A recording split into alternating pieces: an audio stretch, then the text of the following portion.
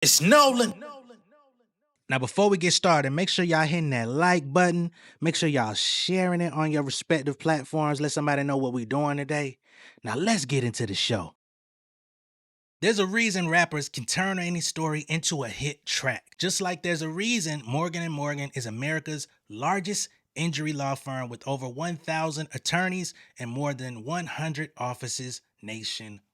If you've been seriously injured in an accident, your case could be worth millions. But the truth is, a lot of people either don't file at all or get taken advantage of by insurance companies. When you hire Morgan & Morgan, it's like hiring a legal army that has your back. If you're injured because of someone else's negligence, you deserve to be paid. No shortcuts, no lowball offers. In fact, they've secured some major verdicts in the past. For example, in Florida, they got a victim who was in a life-altering car crash, $12 million. 34 times the highest insurance offer. They got another victim in Philadelphia, $26 million. 40 times the highest insurance offer. Not all law firms are created equal. Morgan & Morgan is the biggest for a reason. They will fight for the biggest award possible and have won a lot. So if you're ever injured, you can check out Morgan & Morgan. Their fee is free unless you win. That's right, no upfront costs. They only get paid if you get paid. You can start your claim now by clicking the link in the description or by scanning the QR code on screen from your phone's camera. Again, if you find yourself injured, you can check out Morgan & Morgan. Don't say I never told you nothing, man.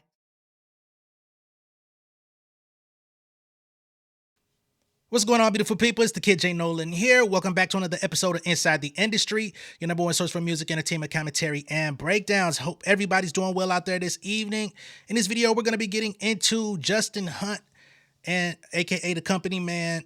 He's got a new video getting into the poetic justice theory. This is something that's been looming for quite some time. It's been brewing for 5 years, but it really came to a head this year, especially in the last 3 to 4 months. It's definitely been dissected and analyzed on multiple different channels, people in hip hop, etc. And Justin Hunt was able to dig a little bit deeper than some of us in the space, because Justin Hunt has very deep ties, very deep relationships in the music industry. He's got a new podcast called The Third Verse that's rolling out. And in that podcast, he had the opportunity, well, the show is with Stat Quo, who, for those that may not know, Stat Quo, former rapper from Atlanta, was signed to Shady Aftermath once upon a time. His rap career, he put out music, shifted into an executive in the industry, and he worked for Dr. Dre and Aftermath very closely for very many years. It's being said that he actually did A&R work on Kendrick Lamar's Good Kid, Mad City in terms of the beat selection process and all of those different things. So he was very intimate in, I won't say the creation of the album, but in the formative pieces of the album. You know what I'm saying? Not to say he wrote or created anything on there, but he was a part of the brain trust of people in the creation of the album. We could say that much, right? Justin Hunt also had the opportunity to talk to Mixed by Ali, who had an even bigger role in Good Kid, Mad City and multiple Kendrick Lamar albums during his time on TDE, literally being there for the recording, mixing, and shipping it off for mastering, witnessing Kendrick coming up with his lyrics, his bars, etc., etc. So in this, they unpack the poetic justice theory. Clearly, Mixed by Ali had heard of it. I don't know if he personally called Kendrick Lamar about it, but in there, the whole interview's not out yet, by the way. But in the portion that Justin showed in his video, Mixed by Ali says, as much as he would love for this to be true, it's not, or at least as far as his knowledge can extend. I have to say that much. Y'all know I'm not a believer in this theory, but I've pretty much withheld sitting through it and unpacking it simply because I didn't want to just blatantly disregard the original creator. um, the creators, Anthony and Brunoni and Miss Dez, did not want to do that. I feel like their intentions are in the right place. Theories are not all inherently harmful. So I just was like, as a person that doesn't believe it, I can mention it here and there, and people say, well, you should. That's even more reason for you to watch it. I did.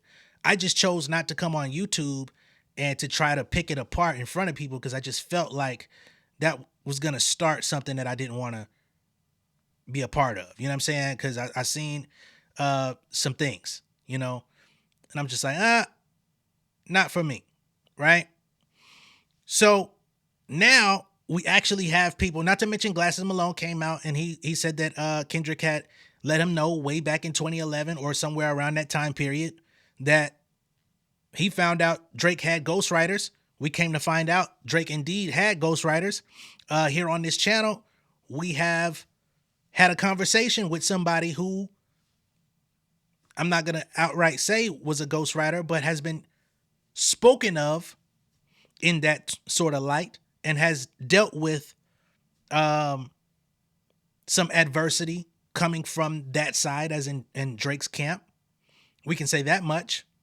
So, and this is somebody who was working with a lot of the same producers as Drake as early as Drake's first album, right?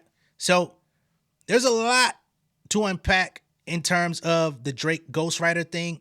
If you go and look at Take Care, which is the album that Kendrick Lamar appeared on with the Buried Alive song, you go and see this guy, Anthony Palman. He's not a ghostwriter, but he definitely is a writing contributor on majority of the album. You go to Nothing Was the Same.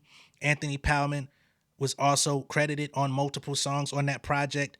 Anthony Palman is OVO Hush. He's still around to this day, but after that album, you don't see his name credited in any more music. Okay, so we see how things have changed in terms of the circle of writers. Quentin Miller got exposed. He cut him off. So with all of that being a thing, I understand why people would believe in this idea that Kendrick Lamar was indeed a ghostwriter for Drake and wrote his verse on Poetic Justice. But I've always been a firm believer that, man, I'm not gonna, number one, the verse stunk. The verse stinks. And I'm not gonna come out with my debut album, my statement to the world, and for the sake of working with this nigga, give you a whack verse where you diss yourself while telling my motherfucking story.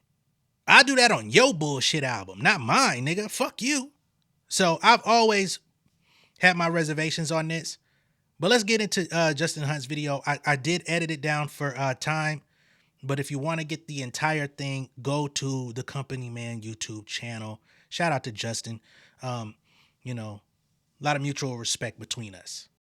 Poetic Justice Theory is centered on 4 songs. Kendrick's verse on Buried Alive off of Drake's Take Care, which was released in November 2011, right before Drake brought Kendrick and A$AP Rocky on the Club Paradise tour. The second song is The Heart Part 3, which was released 3 days before Good Kid, Mad City in October 2012. The third song is Poetic Justice, which is on Good Kid, Mad City and the centerpiece of their idea. And the fourth song is Problems off A$AP Rocky's 2013 album Long Live A$AP. Now, here are the significant lyrics in each song according to Anthony and Desiree's theory. On Buried Alive, they emphasize the last bars. When Kendrick says, so dig a shovel full of money, full of power, full of fame, and bury yourself alive, then I died.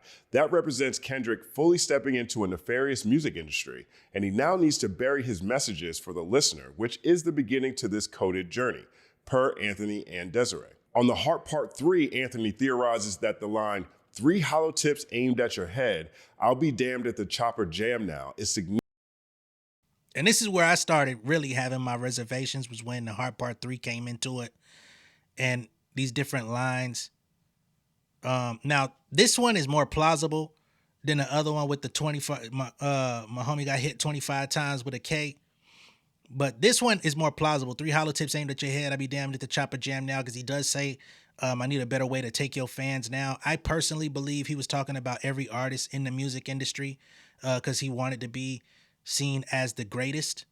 But again, when we talk about this whole Kendrick and Drake saga, people seem to believe that Kendrick is just like dedicating his life's work to usurping Drake out of his position, which I just refuse to look at him through that lens, because that would just mean he's just like a, Drake be putting out these songs saying niggas is obsessed with him. And if that were to be true, it would kind of lend credibility to the obsession angle. I'm gonna be honest.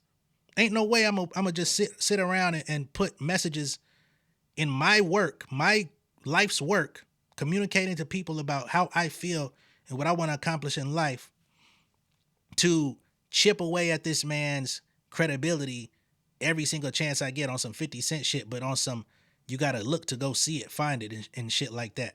You know what I mean? They had enough direct shots at each other in the months and years to come after this.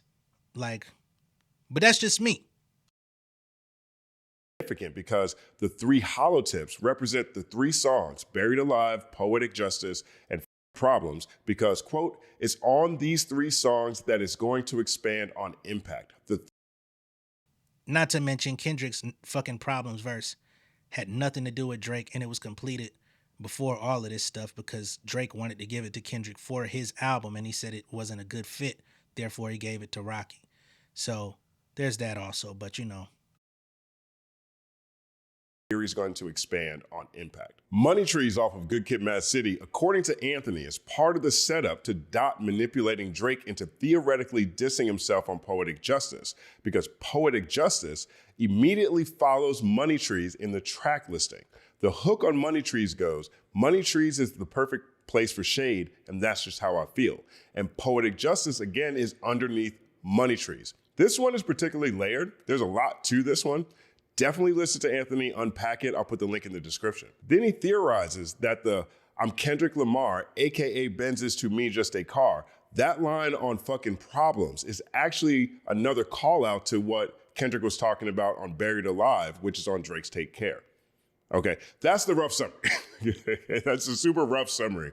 These cats spent 5 years and over 10 hours worth of content really researching this. I'm not going to be able to come close to doing it justice in this video. So I'm going to put all the links in the description. Make sure you check them out. But here's Anthony's 90-second condensed summary of all of this. Back in 2011, Kendrick Lamar goes on tour with Drake, A$AP Rocky, and I believe 2 Chainz was also on the tour. It's at this time that Kendrick Lamar realizes that Drake uses ghostwriters and he doesn't actually write his own stuff, which Kendrick takes as a huge offense because Kendrick is a legitimate MC trying to come up in hip-hop. Which we can give credibility to because, again, like I just pointed out, OVO Hush, a.k.a. Anthony Powman, is all over that album credited as a writer, not necessarily a ghostwriter, but a hidden hand, because we don't know exactly what he did or didn't do. Some people garner Take Care as a classic. Others garner Nothing Was the Same as a classic. And those 2 records were largely, we'll just say, helped by Anthony Powman. Not to mention, Take Care, more specifically, had numerous records that The Weeknd had for himself. Drake said, I need them, Playboy. And The Weeknd never got over it, right? Which is the reason why he didn't sign to OVO. He's like, bro, you just gonna take my fucking songs and take my work that I'm putting my blood, sweat, and tears in. You're gonna put your little verses on them and recut my ideas and ride off in the sunset as this fucking big artist, and I just gotta sit back and watch it? Hell no, right? Which turned out to be the right move for Weeknd, because although I'm not a fan of his music, he's gone on to be uber successful in an industry where I'm sure he wouldn't have had the same amount of looks, opportunities, or freedom to just do his own thing if he were under that OVO umbrella. Kendrick then goes home back to Compton to start recording Good Kid, Mad City with Dr. Dre, and asks his new friend Drake to get on a song with him called Poetic Justice. It's inside this song that Kendrick Lamar gets Drake to diss himself. Don't believe me? Take a look. In the song, he gets Drake to say this one line right here. I could never right my wrongs unless I write them down for real, P.S. Kendrick paying homage to the guy, his idol, Tupac Shakur, in this song, because what's more poetic than getting a guy who doesn't write his own raps to diss himself on a song where that's all Tupac did was write his own stuff. Kendrick even kind of makes fun of Drake at the end of the song, going, read slow and you'll find gold mines in these lines, sincerely yours truly, and right before you go blind, P.S. Kendrick Lamar got Drake to diss himself on Poetic Justice. And Poetic Justice just happened to be one of those tracks where the movie that's playing in between the album of... Other thing that I'm not keen on with this whole could never right my wrongs unless I write them down for real is that both artists said the same thing at the end of their verse. So it's not like a big dig at Drake if he's got to right his wrongs by writing them down. You know what I mean? So Kendrick said the same bar to himself. So again, I can understand the context of it because it's like, oh, you can't right your wrongs until you write your songs. I get that angle, but it sounds like a self-indictment at the same time. Because you gotta sacrifice yourself for the bullet to get through him. You know what I mean? Which I don't like that angle. But everybody's free to believe what they want. Good Kid, Mad City, there's a scene that plays out where someone is in the car that they're not supposed to be in. They don't know who this person is. Enough of all this talking. As a matter of fact, get out of the van before I snatch you out this motherfucker. This part I think is a little bit egregious in all respect to Anthony. Because again, the storyline of Good Kid, Mad City is a day in the life of Kendrick Lamar in Compton. So the person who got snatched out the van and beat the fuck up was Kendrick Lamar in Shireen's neighborhood because niggas didn't know who he was around there. He knew he wasn't supposed to be over there, but he was so in love and infatuated with Shireen that he was taking chances, risking his fucking safety to be moving about. Like, you know what I'm saying? So again, there's fundamental things that we all know about this album that just cannot line up. Otherwise, it completely diverts the story and takes away from, again, the classic album in the day in the life of Kendrick Lamar in Compton by inserting some nigga from Canada that nobody in Compton gives a fuck about. But I understand how you can take them in pieces and make something out of it. I get that part. It even goes on to say, like, tell me where are you from? Where your grandma stay, where your mama stay, and where your daddy stay. Because Drake isn't from around here. Drake isn't real hip hop in Kendrick's eyes. He's a plant. He's pop. He's pop masquerading as hip hop. And it's taking away from the black community. I know it sounds nuts. It sounds nuts, and yet it still lines up. Okay. It's the wildest theory, right? So here's another part that Anthony points out about Drake's verse on Poetic Justice. This one right here is in the 30-minute condensed Poetic Justice theory. Take a listen. It should be noted that at one point in the verse, Drake goes, I was trying to put you on game, put you on a plane, take you and your mama to the motherland. I can't recall Drake taking a trip to Africa post Poetic Justice and putting someone on a plane and taking him with him to Africa after, you know, the Poetic Justice song was released. But Kendrick Lamar, it should be noted that Kendrick Lamar takes a trip, a very public trip to Africa in 2015. Again, actions speak louder than words, and we stick to the lyrics and we stick to the timeline on everything. Again, in respect, why would I put it in lyrics in 2012 and then take the trip in 2015? It just, niggas use locations, places. Niggas say they going to Paris and ain't never been there. Niggas say they going to Africa just as a way to like bridge the gap between the diaspora and their bars. Like, it's a lot of that goes on. So I just think, again, I understand the angles, but again, as somebody who actually raps, I understand what goes into that as well. It's hard for me to like break that. Right? Those are the two rules in this household. Now, there's a few issues I have with the poetic justice theory as I see it, just a couple of things that don't necessarily all the way line up with what I believe Anthony and Desiree are putting out there. The first one is I feel like Anthony gets a bit conspiratorial in some of his rebuttals. A common counter-argument detractors make about the poetic justice theory is, why didn't Kendrick make this reveal during the battle? My personal answer to that question is simple. Maybe he did, and we just didn't get a chance to hear it. What did Dot say on Not Like Us? How many stocks do I really have in stock? 1, 2, 3, 4, 5 plus 5? Maybe that's more in the joints.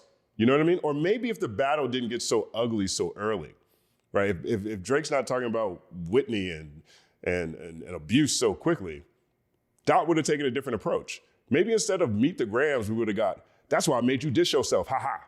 That's where my mind goes, right? My mind goes in that direction. Here's what Anthony said. And it's because we believe that the industry got involved.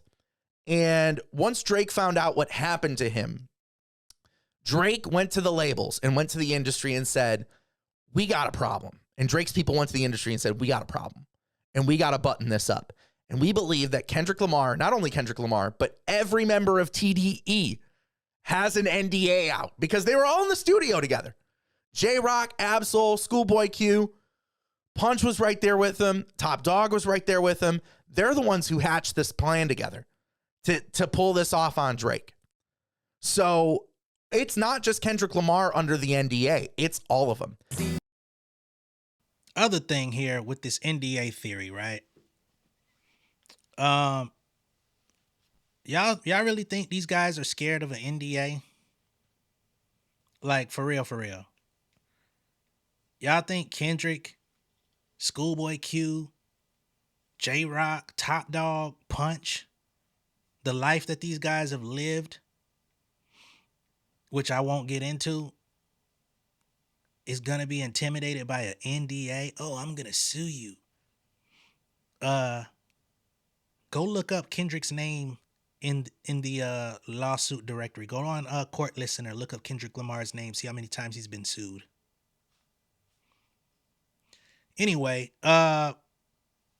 these niggas ain't worried about no fucking NDA, bro.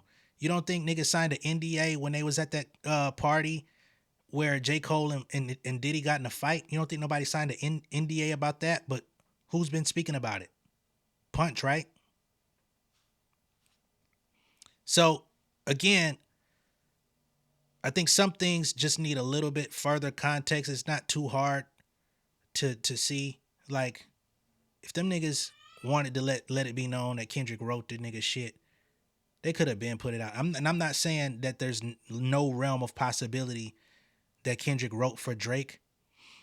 I would go so far to say I wouldn't be surprised if Kendrick wrote something else for Drake. Right?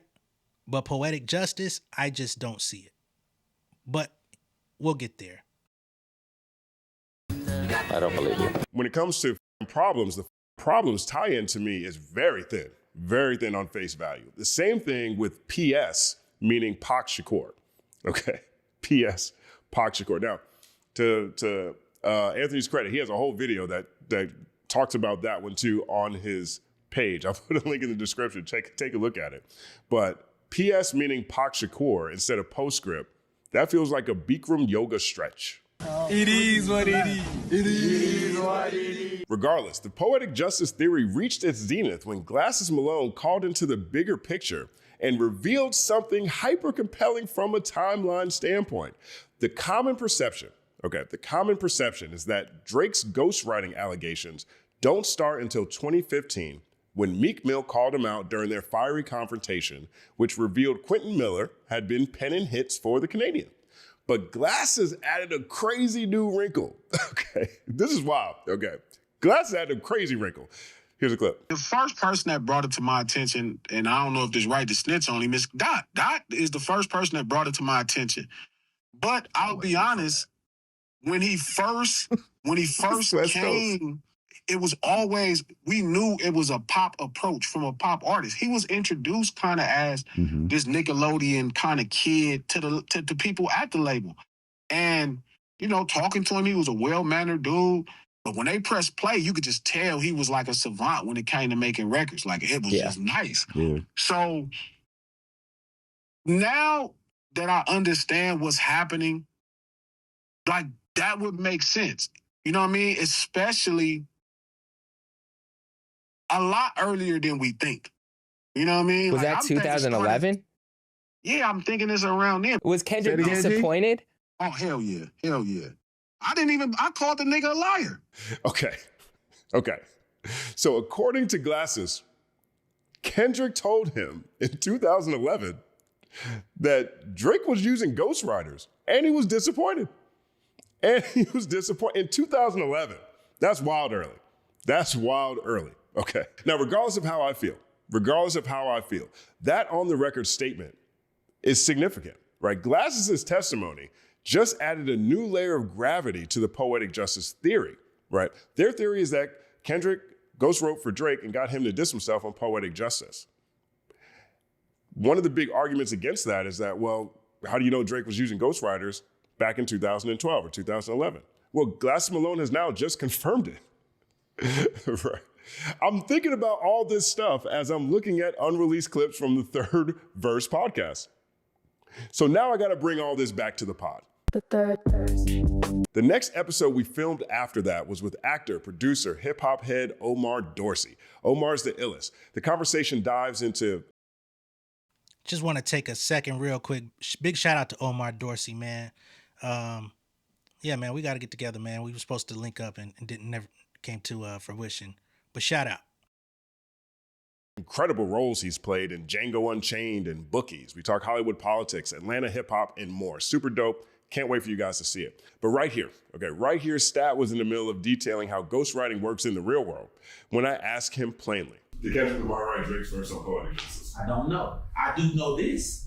When you go into the subject, I do know this. Drake wasn't a fan of that song. As a person that went to get that beat and Kendrick did that song and wanted Drake to get on it, the song Problems, Drake sent the song Problems, which ended up being A$AP Rocky's song. Mm-hmm. He sent that back because 2 Chainz was on that hook. He sent that back to Kendrick. Kendrick did the verse, but Kendrick didn't feel like it fit his album. He really wanted Drake to do Poetic Justice. So it could have been a situation of that happening. Drake wasn't a fan of the song. This is crazy. Okay, so we have Glasses Malone saying that Kendrick told him in 2011 that he found out Drake had writers and he was disappointed to hear that. And now we have Stat Quo, the guy who handpicked the Poetic Justice beat in the first place, saying that Drake wasn't a... And big shout out to the producer of that song, Scoop DeVille, who also produced The Recipe as well, which this video also delves into the unreleased music video that Kendrick and Dre shot for The Recipe that was never released. So again, if you want to get more information about some other details concerning Kendrick and that album, make sure that you go watch the full video on the Company Man's YouTube channel, because he's giving a lot of insight into stories that we didn't know about, you know what I mean, based on his connections and the people he has access to. Of that song at all. He wanted to give Kendrick fucking Problems, but Kendrick said it didn't fit the album, and he was really adamant that Drake do Poetic Justice. The Poetic Justice theory is that Kendrick wrote Drake's verse. Is it out of the question that someone who doesn't want to do something would just get someone else to do it for them and put their name on it? Is that out of the question? Is that crazy to think? Right. And that's a very good ass question. You know what I'm saying? Like, putting it like that would perk my attention. You know what I'm saying? More than some of the other stuff. Because it's like, all right, I try to get you on this record. We already did one, but I don't feel like it fits thematically, sound-wise. It's a little bit of a diversion away from the story I'm trying to tell on this album. This is more like a radio hit. This is just like a fun club record. And although we may get 1 or 2 on the album, this ain't that for me. So A$AP, you got it. It turned out to be a hit record for all of them. But let's go this way. And then homeboy say, I really don't, I'm not crazy about this one. You know what I'm saying? I guess we could do it if you really want to. but I'm not a huge fan of this beat or this track right here. So that would get my attention and be like, okay, well, shit, nigga, I want to get you on this bitch. So if I write the verse for you, would you cut it? That's got some plausibility to it. If that would have been introduced in the story, I probably would have linked a little bit more toward the middle. Like, I've had a number of people over the course of my life, for example, that I've asked to write recommendations for me. Sometimes people are too busy. The people who are too busy to write the recommendations, they told me to write the recommendation myself, and they'd put their name on it. They'd co-sign it. It happens all the time. Is that what happened here? He didn't like the song in the first place. Kendrick was like, yeah, no, I want to do this one. I mean, think about this. The poetic justice theory has now traveled from a pandemic deep dive into Kendrick's catalog while Anthony played Madden, to Stan War online debate fodder, to Glass Malone confirming that Kendrick knew Drake had writers as early as 2011, and now we have Stat Quo saying that actually Drake didn't even like the song, didn't want to do it, but Kendrick was adamant that this is the song they collab on. Dot told Drake on Euphoria, I hate the way you sneak this, right? While potentially having the most diabolical sneak diss in hip hop history tucked away in the cut. 1 second applause. Now, despite my personal reservations, at that point, I felt myself becoming a believer. The poetic justice theory, with the additions of what Glasses has added, with the additions of what Stat has just added, it's starting to feel possible, if not plausible. I was damn near sold, and almost ready to engage publicly. That's when Stat told DJ and I that the legendary Mixed by Ali was going to be our next guest on The Third Verse.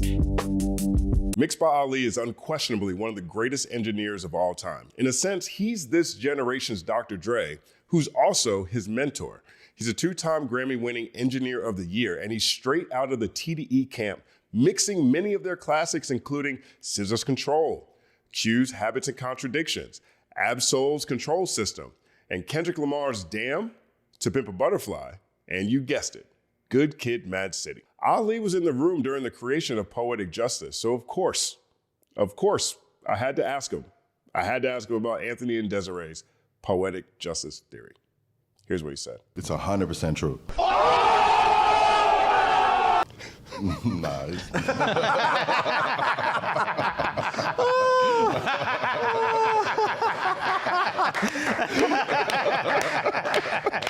That was great. That was good. That's amazing. That's a home run. I mean, there's a lot of theories out there, man. That one in particular. As much as I would want to say that, like, yeah, it's all like, nah, like, I remember we sent the record to Drake. He sent the verse, sent a couple verses back. I think he went back after Dot, like, did a verse. He wanted to do it again or whatever. But yeah, nah. Gotcha. Now, for me, him saying that Drake sent verses back and forth, sent a couple different verses or what have you, this actually is in line with what I heard from Chapo, okay? Because Chapo, in his video, he went live and he streamed about this theory as well. And he said that they were literally sending the track. So Kendrick sent the track to Drake. Drake did whatever, sent it back to Kendrick, and they figured it out, right? He didn't discount the theory, but what he did say was that there is a reason why Kendrick Lamar would have credits on Drake's verse. Because again, as Justin Hunt pointed out in this video, even if Kendrick didn't write anything in that verse, there's still Kendrick's bars being used in the verse, right? Because of the pre-hook. So even though I don't know who the fuck wrote the verse for Drake, okay? I'm not I'm not going to assume anybody. I'm not going to say he did it. I'm not going to say Kendrick did it because I don't know. You know what I mean? For all we know, it could be a rapper that we used to like in 2009 who wrote that bitch and just been penning niggas shit silently behind the scenes for the last decade and a half. I mean, shit could get that deep. There's a lot of niggas out here that was hot. They'll do an interview and they be like, yeah, behind the scenes, I've been writing hits for some of your faves. But they'll never go into who they did it for because they're ghosts. So I ain't saying Drake did the writing, but I am saying that I'm assuming he was in Toronto or wherever he was in the world. He did his part. He sent it back. And eventually they came to an agreement of what was going to be used on the song ultimately. So that's my second time hearing this story in that format as opposed to Kendrick writing it.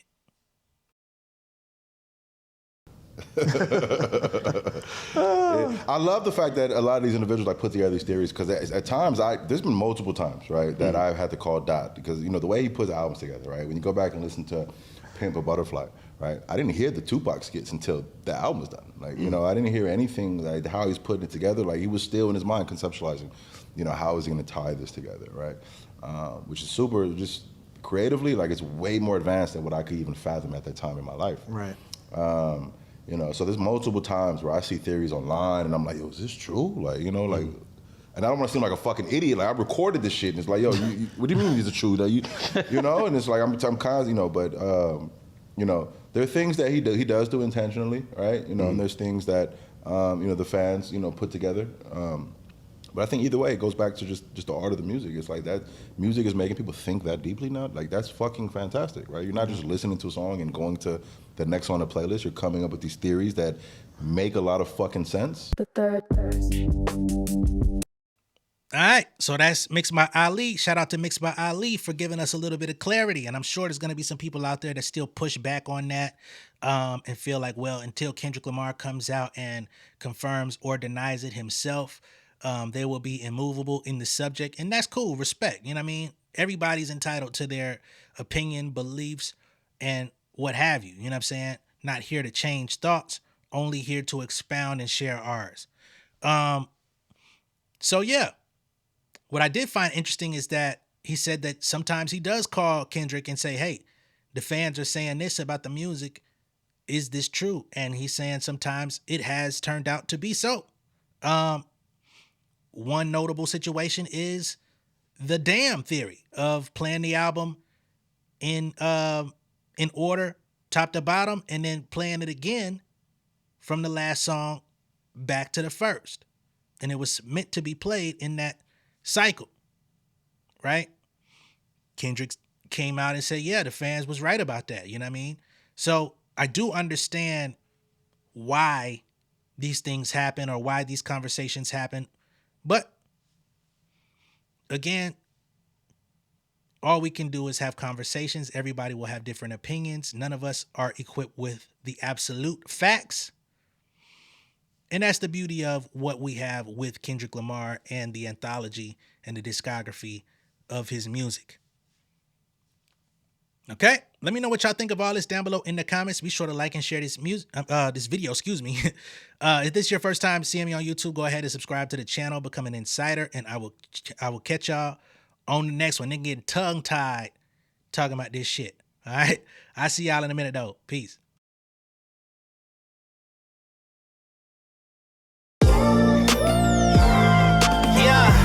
Family over fame in this bitch, yeah.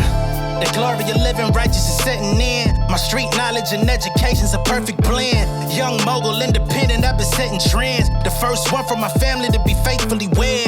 Fuck niggas and the horses that they riding on. I see this shit from all angles like a polygon. I'm never politicking, the drama be piling on. Father and greats unacknowledged like I'm Bobby Bonds. Conversation with my lady about the paper route. 5 sit bank accounts every day I make it count. They down talking my commentary for hating now. Well, I can take it cause I'm bodying your favorite now, please. I can do this shit in my sleep. I been writing for these niggas, y'all read it and weep. I been fighting these niggas if you speak on the street. I'll turn your birthday party into New Year's Eve. Don't let me take it there. We ain't playing fair. This the ATL, Southside nigga moving furniture like Wayfair. Life on hold, no insurance for your healthcare. Lifeline gone, so you wanna be a millionaire? Well, let me tell you about this world I built. The women I dodged, the niggas that I ran for filth. The sympathy cause consulting for the stacks I built. I had to